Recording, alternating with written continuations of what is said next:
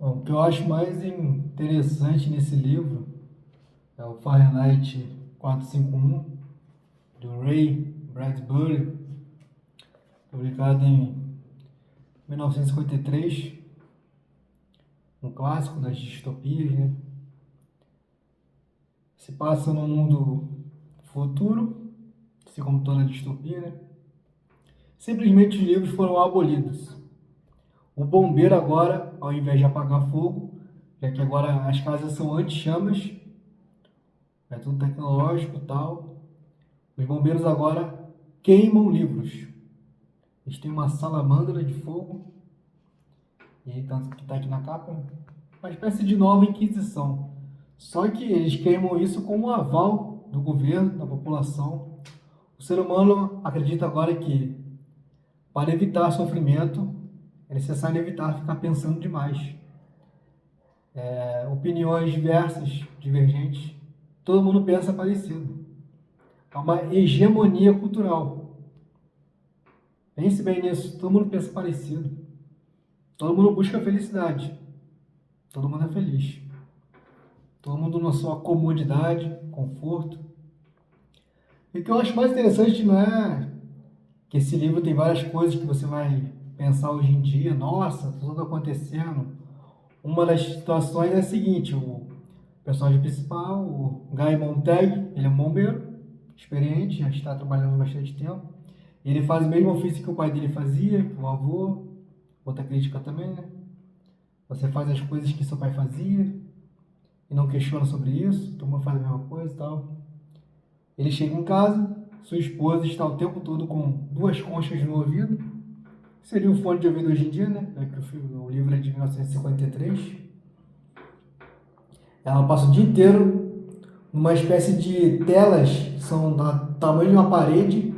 Ela tem duas paredes em casa de telas e ela fica acompanhando aquele entretenimento midiático, imagético.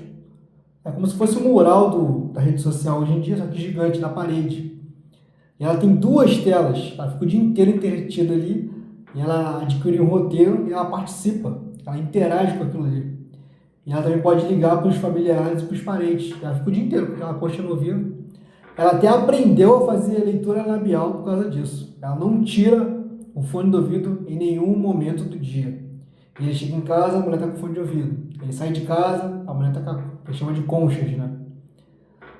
Tudo isso aí, beleza, a gente remete aos dias de hoje, né? Redes sociais, as pessoas não estão se ouvindo, o tempo todo entretida, alienação, muita informação.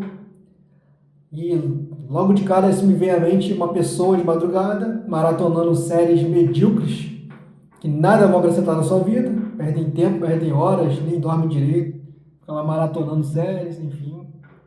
Além disso tudo, o que me chama mais atenção é o seguinte: no livro é uma espécie de inquisição que ocorre com o aval de todos.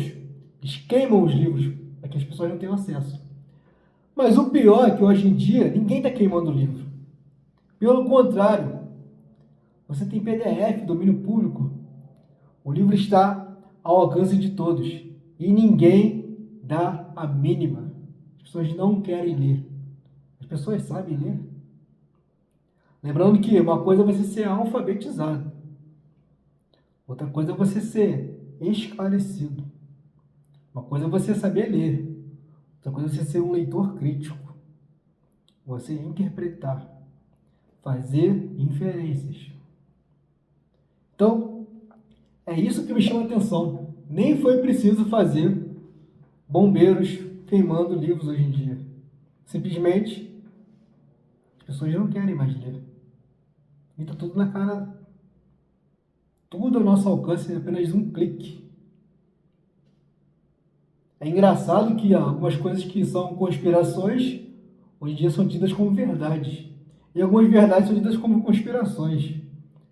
Dá um breve exemplo, você concordando ou não, sinto muito. Por exemplo, marxismo cultural. Existe. Você jogar no Google vai aparecer teoria conspiratória. Eu não vou me adentrar sobre isso. Só vou te dizer o seguinte. Existia um escritor chamado Antônio Gramsci. Ele foi até preso na época do fascismo italiano e tal. Ele, nas memórias do cárcere, ele deixa bem claro que a melhor revolução cultural, através da hegemonia, é de dentro para fora. É influenciar de dentro para fora. Enfim, como eu acabei de dizer, não tem ninguém queimando o livro. Se você clicar e buscar na internet, você vai achar. Memórias do Cárcere, Antônio Gramsci. Marxismo cultural, o que é? E algumas coisas que são verdade são ditas como conspiração. E conspirações, tem gente acreditando. Quer ver um exemplo? Terra plana. Você acha mesmo que Galileu, Copérnico, vários homens do passado, na época medieval, ali, entre 1400 e 1600 e pouco, arriscaram a vida para dizer que a Terra era redonda, que o sistema geocêntrico, né? A Terra no centro estava errado, para dizer que o sistema heliocêntrico é o verdadeiro, arriscaram sua vida à toa. Você acha mesmo isso? Mas você que sabe a verdade, né? A NASA está mentindo. Então eu fico pensando sobre isso. Não é possível. Tudo isso é por falta de leitura. Não é nem inteligência em si, não é nem conhecimento, né? É simplesmente uma falta de refletir as coisas, de buscar, de pesquisar. Então nós vivemos o Fahrenheit 451 hoje em dia, na atualidade. As pessoas não estão se ouvindo. É o tempo todo entretido, alienado. E eu sinto muito, se você quer ser desperto, você ainda não leu as principais distopias que existem. Fahrenheit 451, Admirável Mundo Novo, da Aldous Huxley. O 1984, do George Orwell, que fala sobre Big Brother. Você não leu essas obras, sinto muito. Falta muito para você despertar ainda. Então, o Guy Montag chega em casa, sua esposa, numa das cenas, ele chega, ela está apagada no chão, ela tomou um frasco de remédios inteiro. No caso, ela tentou se matar.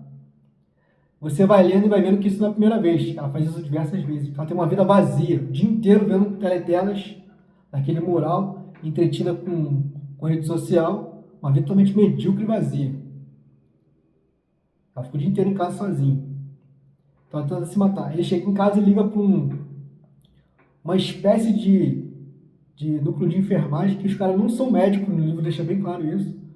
Vai dois indivíduos com um aparelho, uma mangueira, faz uma lavagem estomacal nela, com duas mangueiras, e o cara vai lá, faz, conversando com ele, como se fosse algo totalmente normal. A mulher dele está quase morta, semi-morta. Ele faz uma lavagem estomacal, joga tudo fora. No dia seguinte ela acorda como se nada tivesse acontecido. Ela fala que está com muita fome, está com o estômago embrulhado, e ele vendo aquilo, você não lembra de nada? O frasco estava vazio. Ela, não é possível, eu devo ter tomado uma pílula, depois outro deve ter esquecido ali. O frasco estava vazio. Ah, tá querendo dizer que eu tentei... As pessoas não querem ver a verdade. A verdade, as coisas óbvias hoje em dia têm que ser explicadas. Pessoas com depressão, tentando se matar o tempo todo. E eu não estou banalizando isso, não estou sendo pouca empatia não, até porque um dos meus melhores amigos cometeu suicídio, ele tinha depressão, vai fazer 1 ano agora em março, mas eu não vou entrar nesses detalhes, enfim. É claro que é uma coisa séria, mas você vê que as pessoas estão se matando, estão vazias, estão alienadas, e está tudo bem. É sobre isso e está tudo certo. Você vê a questão cultural, cultura brasileira. O que é de fato cultura brasileira? Ah, carnaval, futebol. Tá de brincadeira que carnaval é brasileiro. Se você não sabe, pesquise aí a origem do carnaval. Sinto me informar, não é uma coisa brasileira. Futebol também, se você não sabe também, futebol foi inventado na Inglaterra. Que de fato é brasileiro então? Existe um relativismo cultural. Mas você saberia disso se você fosse um cara adequado, tivesse o hábito de leitura, né? Pesquisa. Então é sobre isso que eu fico pensando. Como esses livros distópicos fazem essa costura com a realidade de hoje. E tentando ir daí do óbvio, né? Claro. Você vai ver que na história tem uma espécie de sabujo eletrônico, uma espécie de cachorro robô que fica patrulhando as cidades, né? Vem a patrulha da opinião, patrulha ideológica. Isso vai muito além de esquerda e direita. Estou falando sobre hegemonia cultural, todo mundo pensar igual. Fala-se tanto sobre democracia. Ai, é tão bom a democracia. Debate democrático. Democracia é muito boa quando todo mundo pensa igual a você, né? Quando o cara começa a discordar. Então você está vivendo o Fahrenheit 451 do Ray Bradbury. E você nem sabe disso. Isso já foi falado em 1953. Então eu fico pensando sobre essas coisas e o que fazer para fazer de fato as pessoas lerem mais, ao menos se importar, ou ao menos ter noção do que elas não têm noção. O que fazer para as pessoas lerem mais, ter acesso aos livros, que nem são queimados, né? Nem foi preciso ter uma revolução social de queima, de inquisição nova contra os livros. Nós mesmos abrimos mão. Nós mesmos estamos queimando os livros hoje em dia, deixando de ler.